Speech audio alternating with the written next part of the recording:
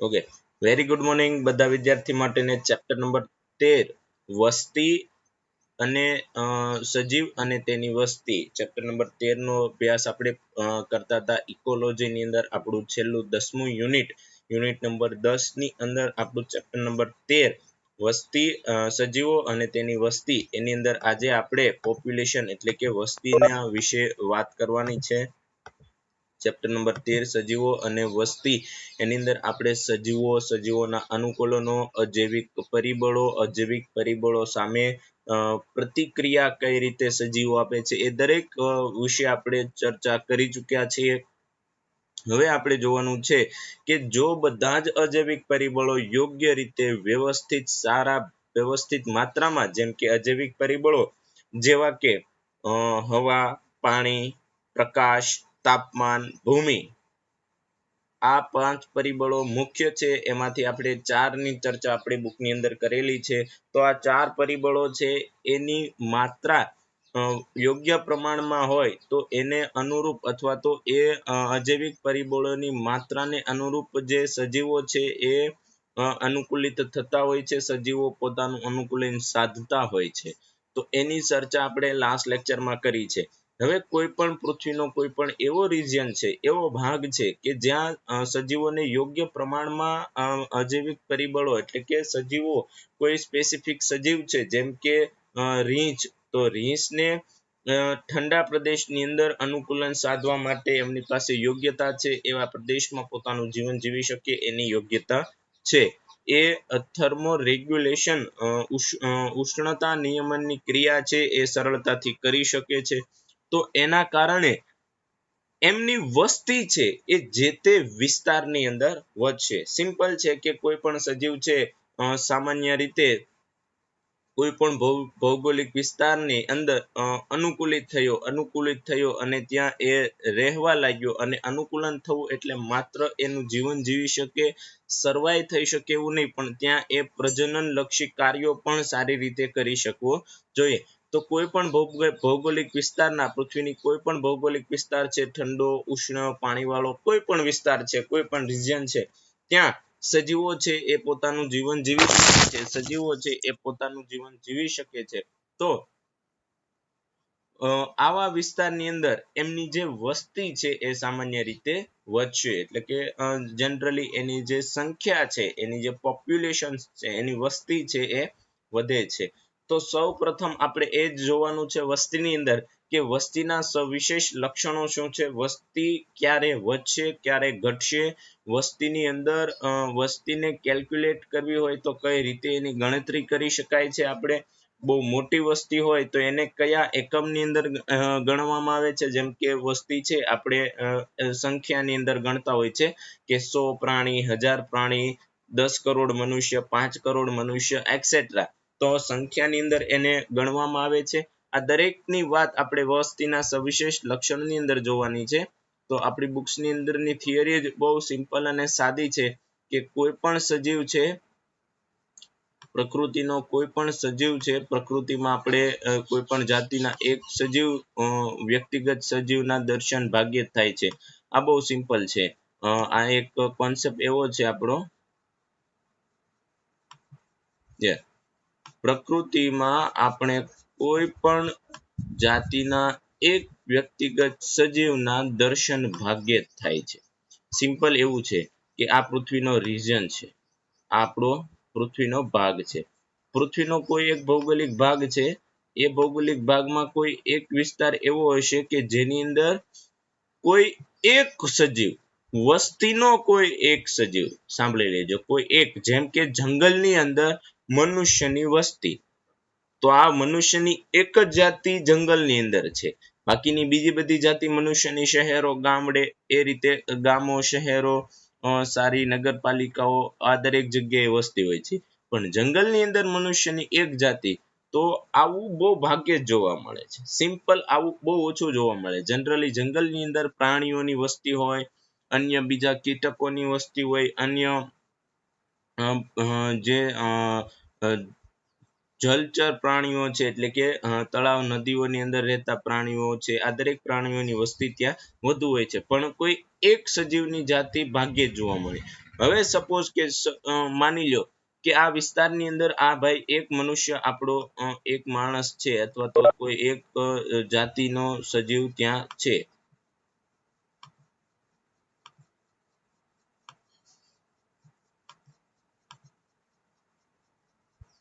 Okay, કોઈ ભૌગોલિક ચોક્કસ વિસ્તારની અંદર આ ભૌગોલિક વિસ્તારની અંદર માની લો કે કોઈ એક સજીવ ચોક્કસ રીતે વ્યક્તિગત એક જ સજીવ ઇન્ડિવિજ્યુઅલ કહેવાય કે જનરલી છૂટો પડી ગયો છે અને કાંઈ બીજા ભૌગોલિક વિસ્તારની અંદર ચાલ્યો ગયો છે. હવે એ ત્યાં ભૌગોલિક વિસ્તાર સાથે એક કોઈ ચોક્કસ ભૌગોલિક વિસ્તાર સાથે અનુકૂલન સાધશે. જો એને અનુકૂલન સાધી લીધું તો અનુકૂલન સાધીને આ જે સજીવ છે એ પોતાની વસ્તીની અંદર વધારો કરવાની કોશિશ કરશે. પોતાની વસ્તીની અંદર વધારો કરવાની કોશિશ કરશે. તો એના માટે તેમાંના મોટા ભાગના સારી રીતે વિકાસ પામેલા ભૌગોલિક વિસ્તારોમાં સમૂહોમાં રહે છે. એક સજીવ ક્યાં છે કે અલગ વિસ્તારમાં આવી ગયો છે, એના મતલબ ઝુંડમાંથી છૂટો પડીને કોઈ અન્ય વિસ્તારમાં ચાલ્યો ગયો છે અને એક સજીવ છે એ એક સજીવ એના જે પોતાના એની જેવા જે સજીવો છે એ જનરલી કોઈ ભૌગોલિક વિસ્તારોમાં સમૂહમાં સાથે રહે છે, એ વસ્તીની અંદર સાથે રહે છે. હવે આ જે એક સજીવ છે એ છૂટો પડી ગયેલો છે, એ એક સજીવ છે એક સરખા સ્ત્રોત માટે ભાગીદારી કે સ્પર્ધા કરે છે. હવે આ એક સજીવ છે એ જીવન જીવવા માટે અન્ય સજીવ સાથે સ્પર્ધા કરશે. ત્યાં જે સજીવો રહે છે, જે પણ સજીવો હોય, સિમ્પલ હું તમને વાત કરી દઉં કે આ આપણો કોઈ ભૌગોલિક વિસ્તારની અંદર આ વિસ્તાર છે આપણો સિમ્પલ આ ભૌગોલિક વિસ્તાર હતો. આ વિસ્તારની અંદર એ સજીવ રહેતો હતો, એના સમૂહો રહેતા હતા, પરંતુ એ એના વિરુદ્ધ પૃથ્વીના બીજા રિજિયન ઉપર એ ચાલ્યો ગયો અને એકલો જ છે. ત્યાં પોતાનું જીવન જીવવું છે અને સર્વાઈવ થવું છે, તો એને અન્ય ત્યાં રહેતા સજીવો સાથે ભાગીદારી કરવી પડશે અને સાથે સાથે સ્પર્ધા પણ કરવી પડશે. ભાગીદારી અને સ્પર્ધા કરીને તે આંતર પ્રજનન કરે છે. આંતર પ્રજનન શબ્દ એટલે બે વિરુદ્ધ જાતિના સજીવો વચ્ચે થતું પ્રજનન. હવે આ સજીવ છે સિંહ છે અને ત્યાં માનો કે કોઈ અન્ય સજીવ જેમ કે વાઘ અને દીપડાની જે જાતિ છે એ વ્યવસ્થિત સારી રીતે ત્યાં અનુકૂલિત થયેલી હતી. હવે અહીંયા સિંહ એકલો છે, તો એને પોતાની વસ્તી વધારવી હોય તો એને સિંહ અને દીપડા સાથે આંતર પ્રજનન કરવું જોશે, સાથે સાથે એની સાથે સ્પર્ધા પણ કરવી જોશે. તો આવું થશે તો ધીરે ધીરે ધીરે જે સજીવ છે, જે સિંહ અને સિંહ અને ટાઈગર, સિંહ અને લેપર્ડ એટલે કે દીપડો, એ બંને વચ્ચે જો આંતર પ્રજનનની ક્રિયા થશે તો કોઈ એક નવો જ સજીવ ઉત્પન્ન થશે. એટલે કે ધીરે ધીરે એ ભૌગોલિક વિસ્તારની અંદર એક નવી જાતિનો વિકાસ થશે, નવી જાતિનો વિકાસ થશે. એટલે આપણા માઇન્ડની અંદર ઘણી વખત પ્રશ્ન થાય કે ભાઈ આ અલગ અલગ જાતિ છે એ કઈ રીતે ઉદ્ભવી છે. જો પૃથ્વી પર સૌ પ્રથમ એક જ જાતિ હતી, એમાંથી બધા સજીવોએ એકબીજા સાથે ભાગીદારી કરી, સ્પર્ધા કરી, આંતર પ્રજનન કર્યું અને નવી જાતિ અને નવી વસ્તીનો વિકાસ સાધ્યો. આ સિમ્પલ ફોર્મ્યુલા છે, સિમ્પલ કોન્સેપ્ટ છે. હવે વાત કરીએ આંતર પ્રજનનની. આંતરજાતીય પ્રજનન એટલે આંતર પ્રજનન જેમાં મિશ્ર જાતિ હોય છે અને આ પ્રકારે તેઓની વસ્તીની રચના કરે છે. ગયો તો એકલો, ત્યાં જીવન જીવવા માટે એ કેટલો બધો વિકાસ સાધ્યો, ત્યાંના સજીવો સાથે ભાગીદારી કરી, આંતર પ્રજનન કર્યું, અન્ય કોઈ નવા લક્ષણો વાળા સજીવો ઉત્પન્ન કર્યા અને હવે એ જે નવા લક્ષણો વાળા સજીવો છે એ એકબીજા સાથે પ્રજનનની ક્રિયા કરીને પોતાની વસ્તીની રચના કરે છે, પોતાની વસ્તી આગળ વધારે છે. જોકે આંતર પ્રજનન શબ્દ એ લિંગી પ્રજનન માટે સૂચિત છે. અલિંગી પ્રજનનના પરિણામ સ્વરૂપે ઉદ્ભવતા સજીવોના સમૂહને પરિસ્થિતિકીય વિદ્યાના હેતુ માટે સામાન્ય રીતે વસ્તી તરીકે માનવામાં આવે છે. અલિંગી પ્રજનન સ્વરૂપે ઉદ્ભવતા સજીવોના સમૂહને પરિસ્થિતિકીય અભ્યાસના હેતુ માટે સામાન્ય વસ્તી તરીકે માનવામાં આવે છે. જે અલિંગી પ્રજનન સ્વરૂપે ઉત્પન્ન થાય છે, જે સજીવો, આ તો આપણે આંતરજાતીય પ્રજનન એટલે લિંગી પ્રજનન, અને લિંગી પ્રજનન દ્વારા જે વસ્તીની રચના થઈ, કોઈ એક સજીવ જે કોઈ અન્ય ભૌગોલિક વિસ્તારમાં ચાલ્યો ગયો હતો અને એના જે સજીવો છે એ કોઈ બીજા અન્ય ભૌગોલિક વિસ્તારમાં રહેતા હતા. હવે આ એક છે એને પોતાનું જીવન જીવવા, સર્વાઈવ કરવા એને ભાગીદારી, સ્પર્ધા કરી આંતરપ્રજનન કર્યું અને પોતાની વસ્તીની રચના કરી. પછી વાત કરવામાં આવે છે આંતરપ્રજનન શબ્દ લિંગી પ્રજનન માટે સૂચિત કરવામાં આવે છે. અલિંગી પ્રજનનના પરિણામ સ્વરૂપે ઉદ્ભવતા સજીવોના સમૂહને પરિસ્થિતિકીય અભ્યાસના હેતુ માટે સામાન્ય રીતે વસ્તી તરીકે માનવામાં આવે છે. ત્યારબાદ વાત કરવામાં આવે છે ભેજયુક્ત જમીનમાં બધા જ દરિયાઈ પક્ષીઓ, તેજાયેલા વસવાટમાં રહેતા ઉંદરો, વન ક્ષેત્રના સાગના વૃક્ષો અને સંવર્ધન પામતા બેક્ટેરિયા તથા તળાવના કમળના છોડો એ વસ્તીના કેટલાક ઉદાહરણો છે. જેમ ઉંદરો પોતાની વસ્તી વધારે છે, વન ક્ષેત્રની અંદર સાગના વૃક્ષોની બહુ બધી મોટી સંખ્યામાં હોય છે. ત્યારબાદ સંવર્ધન માધ્ય કોઈ પેટ્રી ડીશ લ્યો, કોઈ પેટ્રી ડીશ એટલે આપણે જે કાચની લેબોરેટરીની અંદર ડીશ આવે છે એની અંદર તમે સારો બેક્ટેરિયા ગ્રોથ થઈ શકે એવો ખોરાક નાખો છો તો ત્યાં ઘણા બધા પ્રકારના બેક્ટેરિયાઓ, મિલિયન્સ ઓફ બેક્ટેરિયાઓ ઉત્પન્ન થાય છે અને જે એ તમે સંવર્ધન માધ્યમ એટલે એ પેટ્રી ડીશને જે તાપમાને જે અજૈવિક પરિબળોની સાથે સંકળાયેલા હશે એટલે કે તાપમાન તમે બહુ હાઈ રાખ્યું છે, ત્યારબાદ એને ખાવાનું પણ કંઈક એવું કેમિકલ યુક્ત રાખ્યું છે, ત્યાં ઓક્સિજન ઓછો મળતો હશે, બધા અજૈવિક પરિબળો જેટલા જે પ્રમાણમાં અજૈવિક પરિબળો મળે છે એ પ્રમાણમાં ત્યાં એ જે બેક્ટેરિયા છે ગ્રોથ થશે અને એ એક જ બેક્ટેરિયાની જાતિ છે. સમજી લો એ પેટ્રી ડીશની અંદર મેક્સિમમ કોઈ એક જાતિના બેક્ટેરિયા હશે એટલે કે એ એક જાતિના બેક્ટેરિયા એટલે હવે એ જે પેટ્રી ડીશ છે, જે કાચની પ્લેટ છે એની અંદર જે બેક્ટેરિયા ગ્રોથ થયા છે એ બેક્ટેરિયા છે એ કોઈ એક જાતિનું સૂચન કરે છે, કોઈ એક જાતિના વસ્તીનું, કેમ કે ઘણી બધી સંખ્યામાં થઈ ગયા તો વસ્તીનું સૂચન કરે છે. અગાઉના પ્રકરણમાં તમે શીખ્યા છો તેમ છતાં પણ વ્યક્તિગત સજીવ એ છે કે જે પરિવર્તિત પર્યાવરણનો સામનો કરે, વસ્તીના સ્તરે પ્રાકૃતિક પસંદગી દ્વારા ઈચ્છિત લક્ષણોને વિકસિત કરવાનું સંચાલન થાય. આપણે આ સિમ્પલ આજે આપણે વાત કરીને કે કોઈ એક વ્યક્તિગત સજીવ ક્યાંય અન્ય ભાગમાં ભાગ્યે જોવા મળે અને જોવા મળે તો ભાગીદારી સ્પર્ધા કરે, આંતરપ્રજનન કરે, આંતરજાતીય પ્રજનન કરીને નવી વસ્તીની રચના કરે.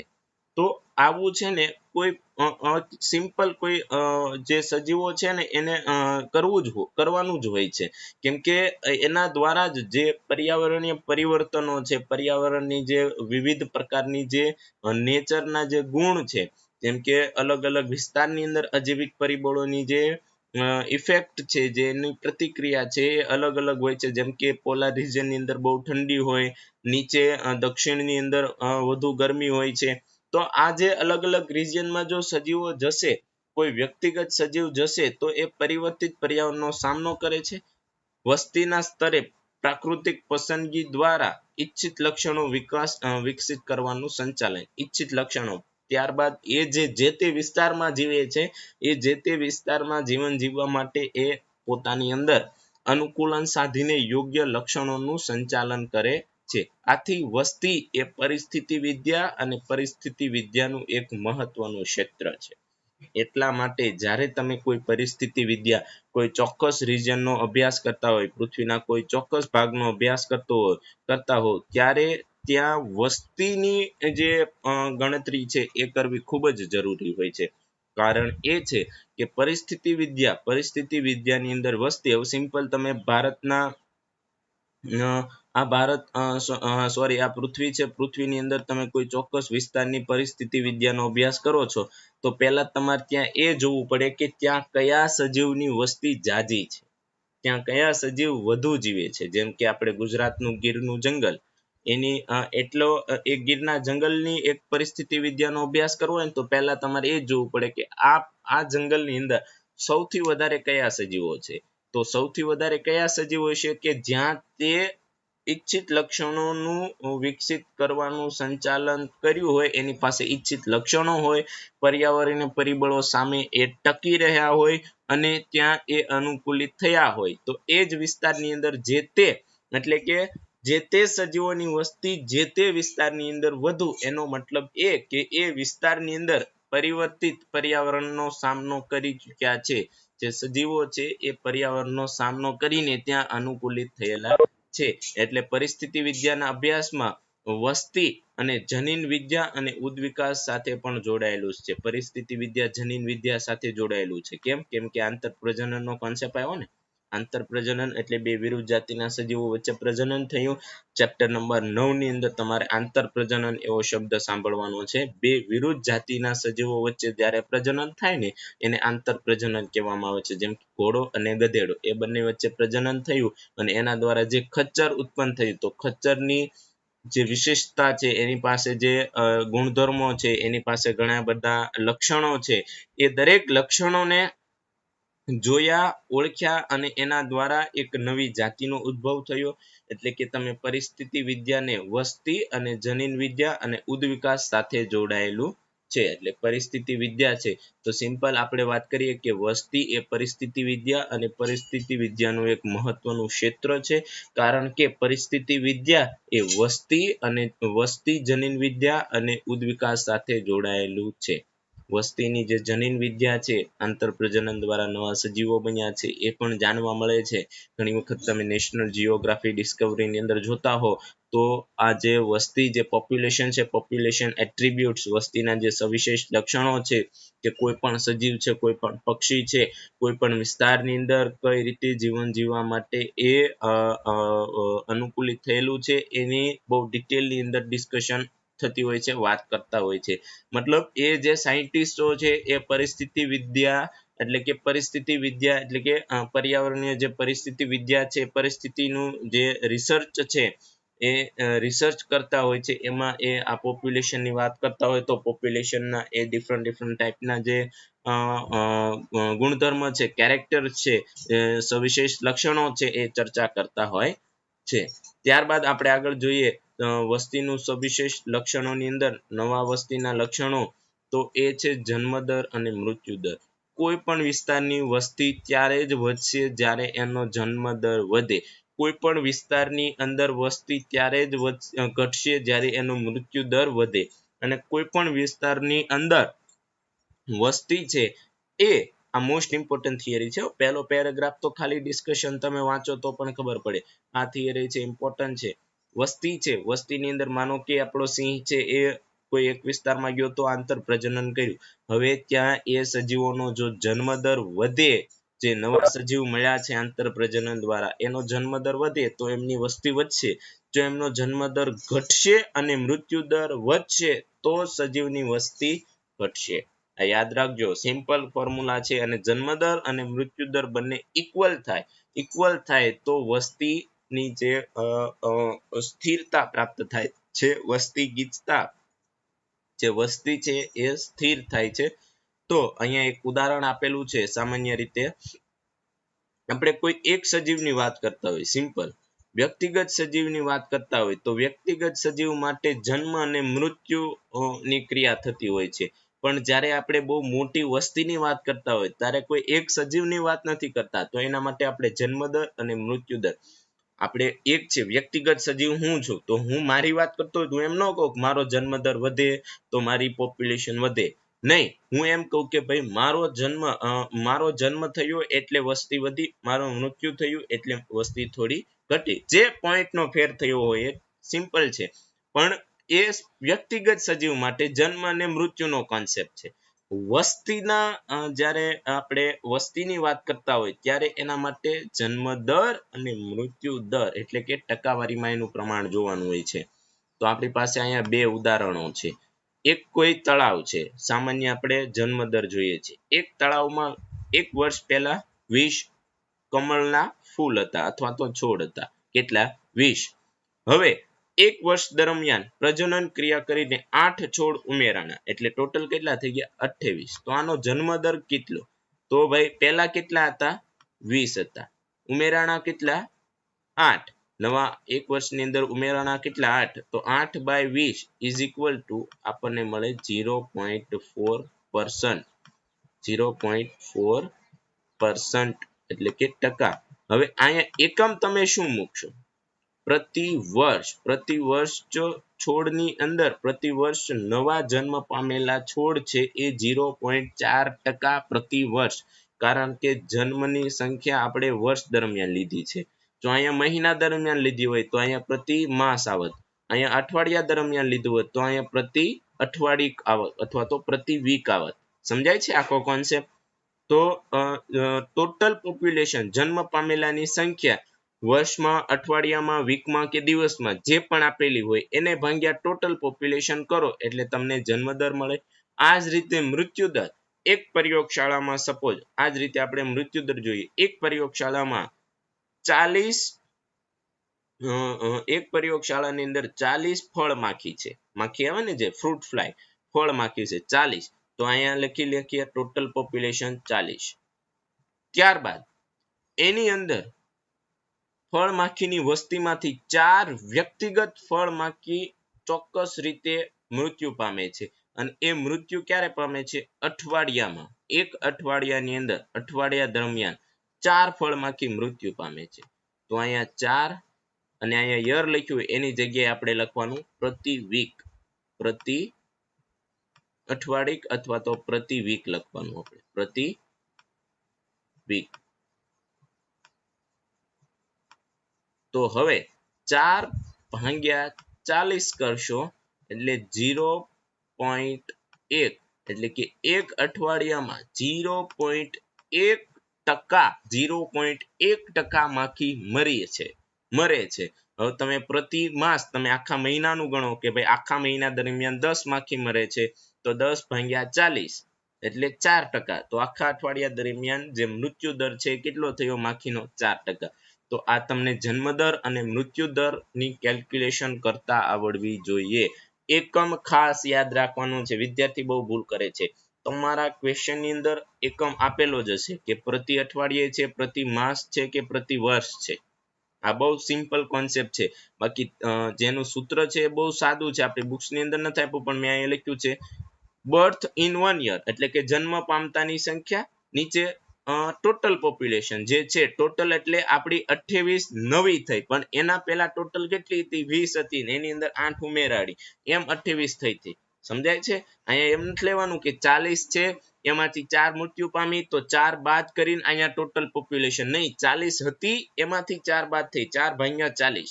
આપણે એ બાદ કરવાનું નથી કે નવી ઉમેરીને જે અહીંયા 1000 ટોટલ પોપ્યુલેશન છે ત્યાં લખવાનું છે નહીં. અહીંયા તમે સિમ્પલ ગુજરાતીમાં એમ લખી શકો નવા જન્મ પામતા.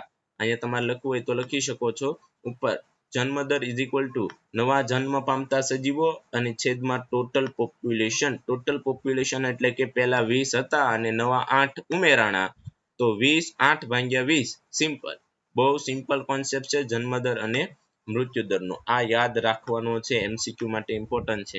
ત્યારબાદ વસ્તીનું બીજું સવિશિષ્ટ લક્ષણ આવે છે લિંગ પ્રમાણ એટલે કે નર કે માદાનું પ્રમાણ.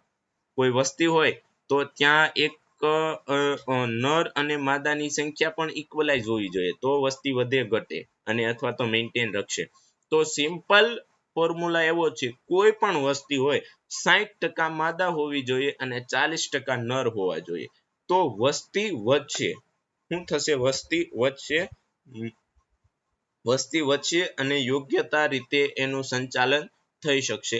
આ સાર્વત્રિક નિયમ છે, મારો નિયમ નથી. આ પરિસ્થિતિવિદોએ આપેલો નિયમ છે કે ભાઈ સેક્સ રેશિયો નર અને માદાનો વ્યક્તિગત સજીવ અહીંયા આપણે બુક્સ ની અંદર જ આપેલું છે વ્યક્તિગત સજીવ નર અથવા માદા બંનેમાંથી એક છે પરંતુ વસ્તીનું લિંગ પ્રમાણ કે જે વસ્તી 60% માદા અને 40% નર હોવું જોઈએ. આ સાર્વત્રિક નિયમ છે, આપણે એક્સેપ્ટ કરવાનો છે. કોઈ પણ વસ્તી હોય સિંહ, વાઘ, દીપડો, બિલાડી, કૂતરો, હાથી, મનુષ્ય, બેક્ટેરિયા, વાયરસ કોઈ પણ જાતિના હોય એની અંદર 60% માદા હોય અને 40% નર હોય તો જ એની વસ્તી છે એ વ્યવસ્થિત રીતે જળવાઈ રહેશે.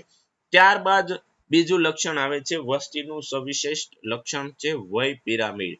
મોસ્ટ ઇમ્પોર્ટન્ટ પ્રશ્ન છે, 3 માર્કની અંદર પૂછવામાં આવી શકે છે કે વય પિરામિડ એટલે શું? વસ્તીનું જ એક લક્ષણ છે. તમે કોઈ વસ્તીનો અભ્યાસ કરવા માંગતા હો ને તો એનો વય પિરામિડ તમારી પાસે હોવો જોઈએ.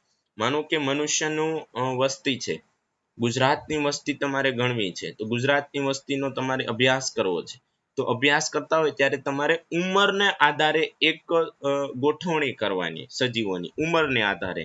અહીંયા આપણે એ રીતે ઉંમરને આધારે કરી છે કે એક તો પશ્ય પ્રજનન કરતા એટલે કે વૃદ્ધ લોકો પ્રજનનક્ષમ એટલે કે પુખ્ત લોકો અને પૂર્વ પ્રજનનક્ષમ એટલે કે બાળકો. જો બાળકોની સંખ્યા વધુ તો એ પૂર્વ પ્રજનનક્ષમ કાળમાંથી પસાર થઈને ક્યાં આગળ આવશે? પ્રજનનક્ષમમાં. આ પહેલો આપણો આલેખ છે.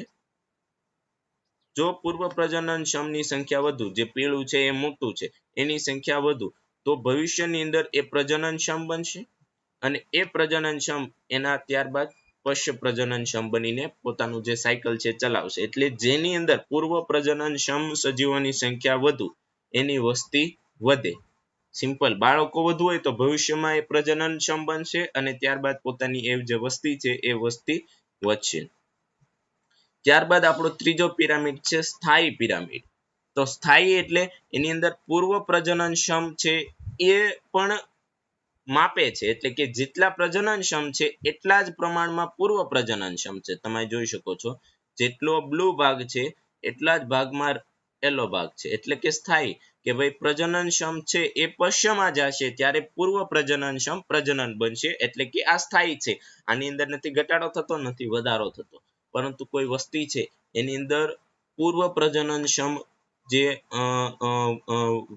આ ઉંમરના જે બાળકો છે, એટલે સિમ્પલ આ બાળકો જ હોય. પૂર્વ પ્રજનનક્ષમ જે જાતિ હોય એ બાળ સ્વરૂપ જ હોય. તો એ બાળ સ્વરૂપ બહુ ઓછી છે. ભલે અત્યારના સમયમાં પ્રજનનક્ષમ વધુ છે, અત્યારે પ્રજનન સમય વધુ છે હાલની કન્ડિશનમાં તમે જુઓ તો, પણ ભવિષ્યની અંદર આ જે વસ્તી છે એની અંદર બાળકોની સંખ્યા ઓછી છે તો પ્રજનન લક્ષી બાળકો ઓછા થશે તો આની જે વસ્તી છે એ ઘટશે, ડાઉન થશે. આ સિમ્પલ ફોર્મ્યુલા છે. 3 પિરામિડો. હવે તમને હું વાત કરી દઉં. આની મદદથી ભવિષ્યની અંદર તમે આગાહી કરી શકો છો કે ભવિષ્યમાં વસ્તી વધશે કે ઘટશે. ગુજરાતની અંદર જો પૂર્વ પ્રજનનક્ષમ જે લોકો છે એની સંખ્યા વધુ હોય તો એવું કહી શકે કે ભવિષ્યમાં એટલી જે વસ્તી છે એમાં વધારો થઈ શકે છે. સ્થાયી હોય તો એમ કહી શકે કે ભાઈ એટલા સમય સુધી આપણી જે વસ્તી છે સ્થાયી રહેશે. અને સાંભળી લો, આ જે વસ્તી છે એ સ્થાયી કોઈ પણ ટાઈમે નથી રહેતી. આ બહુ સિમ્પલ ફોર્મ્યુલા છે. એ આંકડાકીય માહિતી છે સતત બદલાતી રહે છે, એટલે દર 5 વર્ષે દરેક એનિમલ હોય, પ્રાણી હોય, દરેકની વસ્તી છે એ ચેન્જ થતી હોય છે, એની અંદર ફેરફારો આવતા રહેતા હોય છે.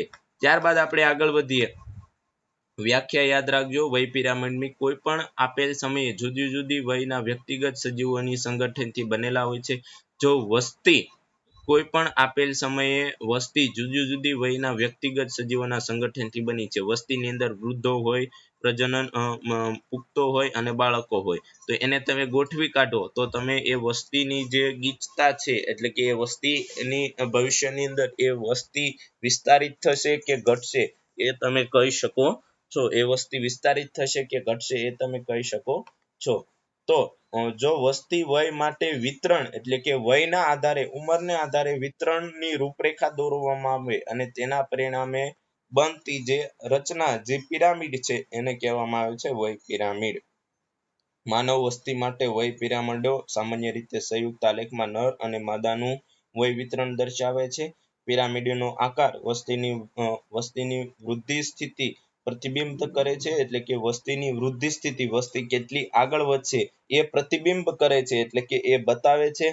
એ વસ્તી વધશે, સ્થાયી રહેશે અથવા તો ઘટશે એનું એ એનાલિસિસ એટલે કે એ દર્શાવે છે. ત્યારબાદ આપણે આગળ વધીએ. નેક્સ્ટ આ પણ જે વય પિરામિડ છે, એજ પિરામિડ, એ પણ આપણા વસ્તીનો એક સવિશેષ લક્ષણ છે. અહીંયા જે પીળો છે એ પ્રી રિપ્રોડક્ટિવ, બ્લુ છે એ રિપ્રોડક્ટિવ અને ગ્રીન છે એ પોસ્ટ રિપ્રોડક્ટિવ, એક્સપેન્ડિંગ, સ્ટેબલ અને ડિક્લાઇન. ત્યારબાદ આપણે આ સેક્સ રેશિયોની વાત કરતા હતા. ઇન્ડિયાની અંદર અત્યારે ઊંધું છે, એટલા માટે બેટી બચાવો ના નારા સાથે ઘણા બધા બેટી બચાવોના કાર્ય થાય છે, કેમ કે 4 હ્યુમન હોય એટલે કે 4 મેલ દીઠ એક જ ફિમેલ આપણી ઇન્ડિયાની અંદર એનો રેશિયો છે.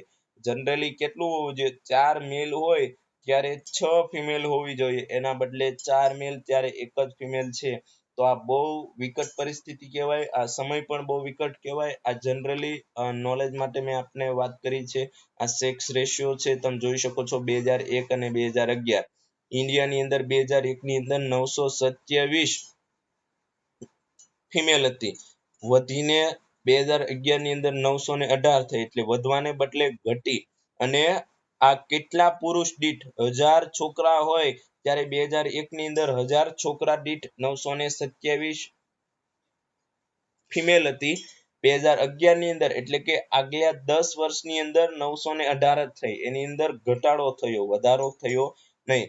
ત્યારબાદ એને હિન્દુ, મુસ્લિમ, ક્રિશ્ચિયન, શીખ, બુદ્ધિસ્ટ, જૈન અને અધર્સ જ્ઞાતિ પ્રમાણે વહેંચવામાં આવે તો હિન્દુના જો 1000 છોકરા હોય તો 2001 ની અંદર 925 હિન્દુ છોકરીઓ હતી અને 2011 ની અંદર 913 એ ઘટી.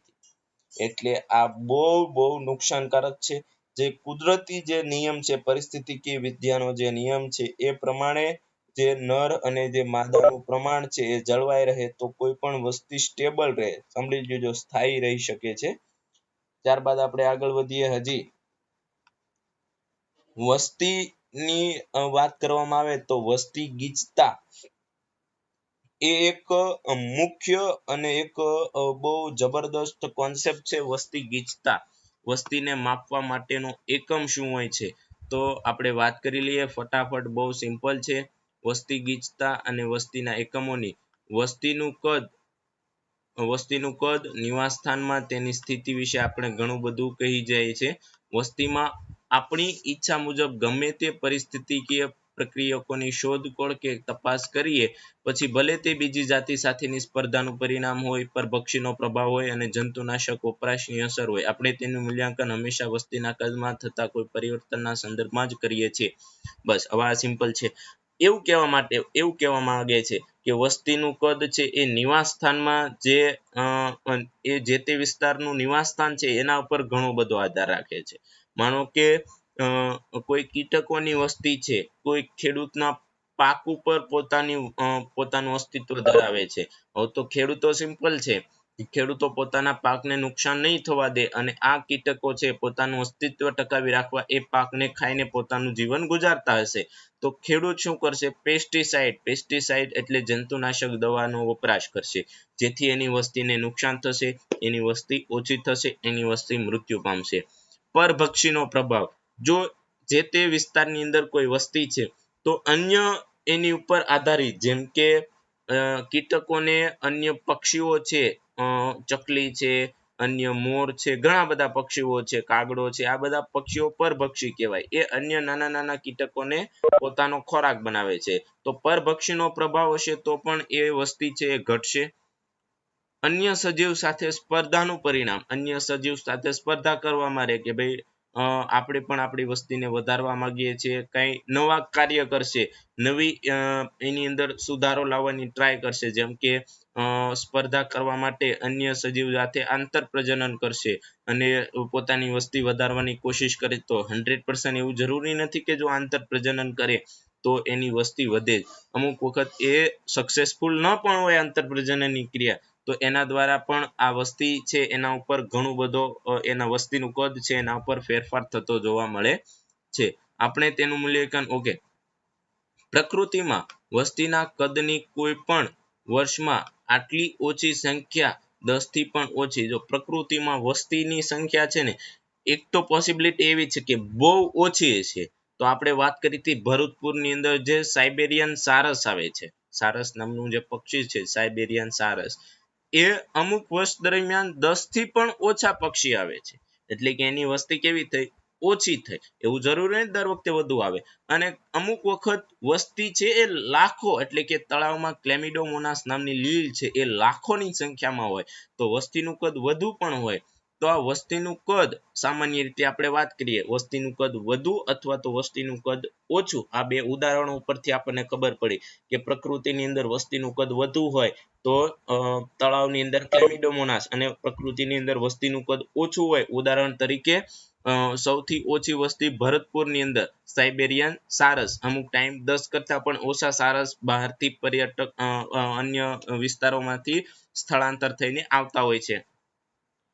તો આ જે નંબર્સ છે તે વસ્તી છે, આ વસ્તીનું કદ છે એ વધુ રીતે તકનીકી રીતે જોઈએ તો વસ્તી ગીચતા n ના દરજ્જા તરીકે ઓળખાય છે. સામાન્ય રીતે જેમ સંખ્યા વધુ સજીવોની, કોઈ પણ સજીવો છે એની વસ્તીની અંદર એ સજીવની સંખ્યા વધુ, તો એ સજીવની વચતી ગીચતા એને population density n તરીકે ઓળખવામાં આવે છે. યાદ રાખજો, આ n વચતી ગીચતાને આપણે n નામ આપ્યું છે. એનો જે સંજ્ઞાત્મક જે સંજ્ઞા છે એને n કહેવામાં આવે છે. આ આધારે પેલા વસ્તી ઓછી વધુ એના આધારે વસ્તીની કોઈ પણ વસ્તીની અંદર સિમ્પલ છે સાઇબેરિયન સારસની વસ્તી ગીચતા કેવી આવે? નીચે આવે. વધારે લાખો ક્લેમિડોમોનાસની જે વસ્તી ગીચતા છે એ કેવી આવે? વધુ આવે છે. તો એ આવશ્યક નથી કે વસ્તીને માત્ર સંખ્યાની રીતે જ મપાય. હવે માપનની પદ્ધતિ, વસ્તી ગીચતા આપણે કેમ માપતા હોય કે જ્યાં પણ સજીવોની સંખ્યા વધુ, સિમ્પલ, જ્યાં પણ સજીવોની સંખ્યા વધુ ત્યાં વસ્તી ગીચતા વધુ, જ્યાં પણ સજીવોની સંખ્યા ઓછી ત્યાં વસ્તી ગીચતા ઓછું. તો અહીંયા કીધું છે એવું જરૂરી પણ નથી કે વસ્તીને સંખ્યામાં જ માપો, તેમ છતાં વસ્તી ગીચતા સૌથી વધુ યોગ્ય અને ઉચિત માપ સામાન્ય રીતે કુલ સંખ્યા છે. એવું જરૂરી નથી. પહેલા એવું કહી દીધું આપણને કે એવું જરૂરી નથી કે વસ્તી ગીચતાને તમે સંખ્યામાં માપો. પછી એવું કીધું સૌથી સારી રીતે તમારે વસ્તી ગીચતા જાણવી હોય ને તો આપણે કુલ સંખ્યા જ જોવી પડે, સજીવોની કુલ સંખ્યા જ જોવી પડે. જેમ કે મનુષ્યની વસ્તી ગીચતા જોવી હોય, ભારતની વસ્તી ગીચતા population density, તો ભારતના દરેક હ્યુમન બિંગ કેટલા છે અને સૌથી વધુ અન્ય આપણી વસ્તી ગીચતાની દ્રષ્ટિએ આપણો દેશ બીજા ક્રમે છે. કેમ બીજા ક્રમે? અન્ય દેશોની સરખામણીમાં આપણી પાસે આપણી દેશની અંદર એ મનુષ્યો છે, બધા મનુષ્યો છે દરેક દેશોની અંદર, તો મનુષ્યોની સંખ્યા વધુ છે, વસ્તી ગીચતા વધે છે. આ સિમ્પલ કોન્સેપ્ટ છે. તો કેટલાક કિસ્સાઓમાં એ અર્થહીન હોય છે. સાંભળી લેજો. હવે કેમ સંખ્યાની અંદર ન પણ માપી શકાય? તો કેટલાક કિસ્સાઓની અંદર એ અર્થહીન હોય છે, એટલે કે એવું નિર્ધારણ કરવું મુશ્કેલ હોય છે. જો કોઈ વિસ્તારમાં 200 કોંગ્રેસ ઘાસ એટલે કે ગાજરનું જે ઘાસ આવે, 200 એક વિસ્તાર છે, આ એક વિસ્તાર છે, ત્યાં 200 છોડ છે ઘાસના. ક્લિયર? હવે ત્યાં 200 છોડની સરખામણીમાં એક છોડ છે વડના વૃક્ષનો, તો સૌથી વધારે કોની પોપ્યુલેશન કહેવાય? નંબરની સંખ્યા સરખામણીમાં કરો તો કોની? ઘાસની. વધારે સૌથી વધુ પોપ્યુલેશન કોની? વસ્તી ગીચતા ઘાસની. પણ એવું કહેવું પડે કે ગાજર એટલે કે ઘાસના પ્રમાણની સાપેક્ષમાં વટ વૃક્ષની વસ્તી ગીચતા ખૂબ ઓછી છે.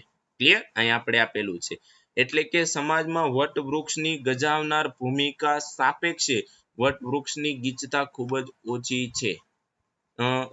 ભૂમિકા સાપેક્ષ અવગણવામાં આવે છે. હવે તમે સિમ્પલ માની લો કે એક વડ વૃક્ષ અને નીચે 200 ઘાસના છોડ, તો પણ આપણે વસ્તી ગીચતાની ગણતરી કરતા હોય તો આપણે એમ કહી દઈએ કે વડની જે વૃક્ષ છે એની વસ્તી ગીચતા બહુ ઓછી છે. એની જે સાપેક્ષ ભૂમિકા છે એ અવગણવામાં આવે છે. એની સાપેક્ષ ભૂમિકા શું છે? ટકાવારી આવરણ કે જેવ વિસ્તાર એ વિસ્તારના કદનું વધુ અર્થપૂર્ણ માપન છે. યાદ રાખજો. શું? કે આ ઘાસના છોડ અહીંયા કેમ વધુ થયા? કારણ કે આ વડ વૃક્ષ હતું અને આ વડ વૃક્ષે એને પોષણ આપ્યું અને એના પોષણના કારણે એ વધુ વિકાસ પામી શક્યા. એ સૌથી વધુ વિકાસ પામી શક્યા. એટલે કે વસ્તી ત્યારે જ વધશે કે જ્યારે એને જેવ ભાર પણ ત્યાં વધુ પ્રમાણમાં મળે. સિમ્પલ છે. અહીંયા આપણે ગીરનું જંગલ છે તો ગીરના જંગલમાં સિંહોની સંખ્યા કેમ વધે છે? તો આપણે એમ કહીએ કે સિંહોની સંખ્યા આમનામ વધવા મળે છે. ત્યાં અન્ય હરણની જાતિ છે, અન્ય જે ભક્ષક સજીવો છે એની જાતિ છે, એના કારણે એ સર્વાઈ થઈ ગયા છે. એટલે કે તમે કોઈ વસ્તી ગીચતાનો અભ્યાસ કરો ત્યારે ત્યાં જેવ ભારનું પણ અર્થપૂર્ણ માપન કરવું જોઈએ કે ત્યાં જીવન જીવવા માટે એ સજીવને કેટલો ખોરાક મળી રહે છે. આ ઇમ્પોર્ટન્ટ ઉદાહરણ છે ઘાસ અને વડ વૃક્ષનું, કે વસ્તીનું માપન કરતા હોય તો ખાલી સંખ્યા નથી માપી લેવાની, પરંતુ ત્યાં જીવ ભાર કેટલો છે એના આધારે પણ જે તે વસ્તીનું અર્થપૂર્ણ માપન થઈ શકે છે. હવે આપણી પાસે એક છેલ્લો કોન્સેપ્ટ એ છે, વસ્તી ગીચતા આપણે નંબરની અંદર માપીએ છીએ, જીવ ભારને આધારે એનું માપન કરી શકીએ છીએ. એ બધું સાચું, પરંતુ બહુ વિશાળ સંખ્યામાં વસ્તી હોય ત્યારે, જેમ કે તમારા વાળ છે, તમને એમ કે તમારા વાળની વસ્તી ગણી કાઢો. કેમ ગણવી? that is not possible. ત્યારે તમારે નિરપેક્ષ જે વસ્તી ગીચતા છે એ ગણવી અઘરી છે. નિરપેક્ષ એટલે absolute. આની અંદર તમારા માથાની અંદર 1000 વાળ છે એવા ગણવા પોસિબલ નથી. પેટ્રી ડીશ છે એની અંદર નાના જે આંખે પણ નથી દેખાતા એવા બેક્ટેરિયા છે, એ બેક્ટેરિયાની વસ્તી ગણવાની કે તો એ તમે ગણી શકતા નથી. તો એવું જ્યારે આવી પરિસ્થિતિ આપણી સમક્ષ આવે છે ત્યારે નિરપેક્ષ વસ્તી ગીચતા આપણે જાણવા અસમર્થ છીએ ત્યારે સાપેક્ષ વસ્તી ગીચતા જાણવામાં આવે છે. સાપેક્ષ એટલે અંદાજિત વસ્તી, કે ભાઈ તમારા માથાની અંદર 5000 વાળ છે. ઓકે, સાપેક્ષ. અને એ જે સાપેક્ષ પ્રમાણ છે, અંદાજિત મૂલ્ય છે, અંદાજિત મૂલ્ય કોના આધારે ગણવામાં આવે છે? જીવભારને આધારે, કે ભાઈ અહીંયા એટલો ખોરાક પ્રાપ્ત થાય છે તો એટલા ખોરાકને આધારે એટલા સજીવો અહીંયા જીવન જીવી શકે છે. ગણવા મુશ્કેલ છે, નિરપેક્ષ વસ્તી ગીચતા ગણવી મુશ્કેલ છે, કારણ કે બેક્ટેરિયા છે, આવા અન્ય ઘણા બધા સજીવો છે. જેમ કે હું આ ક્લેમિડોમોનાસ જ લઈ લઉં, ચાલો લાખોની સંખ્યામાં છે, તળાવની અંદર કોણ ક્લેમિડોમોનાસ ગણવા ગયું છે? નહીં. પણ તમે તળાવની અંદર અંદાજિત કહી શકો છો કે અવડું તળાવ છે, એની અંદર એટલી વસ્તીઓ રહે છે, એના આધારે આપણે કહી શકીએ કે ભાઈ ક્લેમિડોમોનાસની સંખ્યા એટલી હશે. એટલે કે હશે પાછળ આવ્યું એટલે કે એ સાપેક્ષ થઈ, નિરપેક્ષ નહીં, એબ્સોલ્યુટ નહીં, સાચી નથી, પણ આપણે એને એક અંદાજિત મૂલ્ય કીધું છે સાપેક્ષ ગીચતા. તો આ નિરપેક્ષ અને સાપેક્ષ ગીચતા વચ્ચેનો તફાવત તમને ખબર હોવી જોઈએ. આ રીતે સમજી લો કે સાપેક્ષ ગીચતાનું એક ઉદાહરણ છે કે જંગલોની અંદર સિમ્પલ છે. હવે આ માછલી છે, તળાવની અંદર તમે માછલી કોઈ ગણવા જાઓ છો? આ એક તળાવ છે, આ તળાવની અંદર કેટલી માછલી છે એ માછીમાર કઈ રીતે અંદાજ લગાવે છે? માછીમાર છે એક વખત જાળું ફેંકે છે, એ જાળાની અંદર એક પાશ એટલે કે એક આંકડિયાની અંદર કેટલી માછલી ફસાય છે. જો એક આંકડિયાની અંદર 2 માછલી ફસાય છે, એવા એની પાસે 100 આંકડિયા છે, તો 100 ગુણ્યા 2 200. તો એના આધારે અંદાજિત લગાવે છે કે ભાઈ આ જે પાશ છે એ પાશ સોરી આ જે તળાવ છે એની અંદર માછલીની સંખ્યા, એની વસ્તી એટલી હશે. એને કહેવામાં આવે છે સાપેક્ષ ગીચતા. એને કહેવામાં આવે છે સાપેક્ષ ગીચતા. તો આપણે આપણી બુક્સની અંદર જ આ ઉદાહરણો લખ્યા છે. સાપેક્ષ ગીચતાથી પણ આપણે આ ઉદ્દેશની પૂર્તિ કરી નિષ્પક્ષતાથી કામ ચલાવી શકીએ છીએ. નિષ્પક્ષતાથી એટલે તમારે વસ્તી ગણતરી કરવી હોય તો તમે પછી શું કરશો? ઘણી વખત ન્યૂઝની અંદર સાંભળ્યું હોય કે આ દરિયાની અંદર એટલી માછલીઓ હોવાનો અંદાજો છે. એ અંદાજો મતલબ એની સાપેક્ષ ગીચતા. એક દ્રષ્ટાંત સ્વરૂપે પ્રતિ શાપ એટલે કે ગાળિયા દીઠ પકડવામાં આવતી માછલીઓની સંખ્યા, માનો કે ગાળિયાની સંખ્યા 100 છે, ત્રિરાશી જ મૂકવાની, સિમ્પલ. એક ગાળિયામાં 100, એક ગાળિયાની સંખ્યા 100 છે, એને ગુણ્યા એની અંદર કેટલી આવે છે નવી માછલી? 200. એક ગાળિયાની અંદર 200 આવે છે, તો એકની અંદર એક ગાળિયાની અંદર 2 માછલી ફસાય છે, તો 100 ની અંદર કેટલી? ત્રિરાશી મૂકો, 100 ગુણ્યા 2 મલ્ટીપ્લાય ઇન્ટુ 2 એટલે કે 200. તો એક વખતે તમે 200 માછલીને એક પાશની અંદર એક વખતે જાળું ફેંક્યું એમાંથી બહાર કાઢી, તો તમે એવો અંદાજો લગાવી શકો છો કે એક ગાળિયા દીઠ 2 માછલી આવી એટલે કે માછલીની સંખ્યા અહીંયા વધુ છે. જો એક ગાળિયા દીઠ એક પણ માછલી ન આવી હોય અને 5-6 ગાળિયાની અંદર જ માછલીઓ આવેલી હોય, તમે 100 ગાળિયા નાખ્યા અને 5-6 ગાળિયાની અંદર જ માછલીઓ આવી છે, તો એનો મતલબ ત્યાં વસ્તી ગીચતા કેવી છે? ઓછી છે. તો આ એક ગણતરી કરવાનું એટલે કે સાપેક્ષ વસ્તી ગીચતા ગણવાનું એક સારું એવું ઉદાહરણ છે. એ જ રીતે બીજું ઉદાહરણ આપણી પાસે એવું છે કે આપણા રાષ્ટ્રીય ઉદ્યાનો. તમને શું લાગે ગીરની અંદર ગીરના જંગલોની અંદર સિંહોની જે વસ્તી ગણતરી કરીને આપણને કહેવામાં આવે છે કે અત્યારે બાળ સજીવોની સંખ્યા એટલી છે, અત્યારે સિંહણની સંખ્યા એટલી છે, સિંહની સંખ્યા એટલી છે. દર 5 વર્ષે કે દર 2 વર્ષે સિંહની ગણતરી કરવામાં આવતી હોય રાષ્ટ્રીય ઉદ્યાનની અંદર, એ જ રીતે વાઘની ગણતરી કરવામાં આવતી હોય. તો એ ગણતરી કઈ એક સિંહને પકડીને જ ગણતા, ચાલ ભાઈ તું 1 તું 2 એમ ગણતા નથી. એના પગના પંજાને આધારે, એના પગના પંજા એટલે કે એના જે પગના નિશાન છે અને મળગુઠિકાઓ, જે મળગુઠિકાઓ છે, જે સિમ્પલ એની જે મળગુઠિકાઓ છે એના આધારે એટલે કે જે સજીવ છે એ ડાયજેસ્ટિવ વેસ્ટ એનો અપાચિત ખોરાક બહાર કાઢે છે, એ ખોરાકની સંખ્યાને આધારે અંદાજો લગાવવામાં આવે છે. પગના નિશાન છે કે ભાઈ નાના પગના નિશાન કેટલા છે એના આધારે બાળ સજીવો એટલા. પછી સ્પેસિફિક સિંહ હોય તો એના પગની સાઈઝ મોટી હોય, તો એમાં મોટા જે સાઈઝ છે, મોટા સાઈઝના પગ છે એની સંખ્યા કેટલી, એના નિશાનની સંખ્યા કેટલી, એટલી. તો એના આધારે સિંહની સંખ્યા એટલી. એના કરતા નાના સજીવોની સંખ્યા કેટલી, તો સિંહોની સંખ્યા એટલી. તો આ રીતે પગના નિશાન અને મળગુથિકાઓને આધારે જે સાપેક્ષ ગીચતા છે એ માપવામાં આવે છે, સાપેક્ષ ગીચતા જાણવામાં આવે છે. ઘણી વખત પૂછાય કે જે સજીવોની વસ્તી ગીચતા જાણી નથી શકાતી અથવા તો ગણતરી સંખ્યાને આધારે ગણતરી ન કરી શકાય, તો એવી વસ્તીની વસ્તી ગીચતા જાણવા માટે ખાલિયાનો ઉપાય ઉપયોગી છે. તો સાપેક્ષ વસ્તી ગીચતા, નિરપેક્ષ એટલે તમે જે જોવો છો એબ્સોલ્યુટ, અને સાપેક્ષ એટલે અંદાજિત. આ યાદ રાખજો, નિરપેક્ષ અને સાપેક્ષ વસ્તી ગીચતા વચ્ચેનો ફેરફાર. તો અહીંયા આપણા આ જે વસ્તી છે એના જે સવિશેષ લક્ષણો છે એ પૂરા થાય છે. ત્યારબાદ વસ્તીની વૃદ્ધિનું આપણે આવતીકાલના લેક્ચરની અંદર ડિસ્કશન કરીશું. Thank you very much.